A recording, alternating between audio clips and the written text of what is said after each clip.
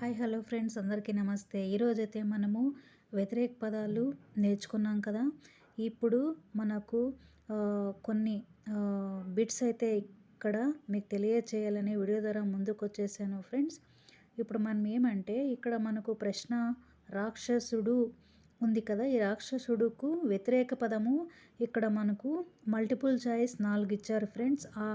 అరాక్షసుడు, విరాక్షసుడు, మానవులు, దానవులు 4 ఆన్సర్లు ఇచ్చారు. ఇక్కడ రాక్షసుడుకు వ్యతిరేక పదము మనము కరెక్ట్ అయినటువంటి జవాబును ఎన్నుకోవాలి.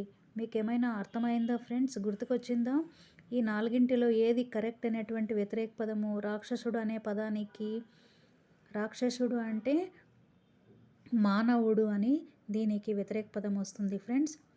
నెక్స్ట్ పరుషాలుకు వ్యతిరేక పదము పరుసాలు, సరళాలు, విరసాలు, పురుషాలు. దీనికి వ్యతిరేక పదము ఏమి?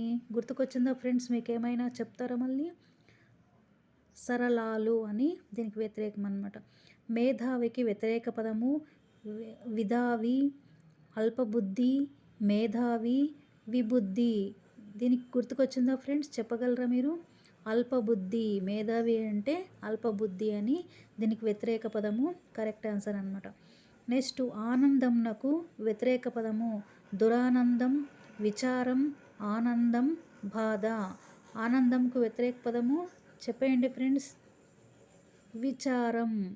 ఇంకొకటి 8వ ప్రశ్న అన్నమాట. వృద్ధికి వ్యతిరేక పదం చెప్పండి ఫ్రెండ్స్.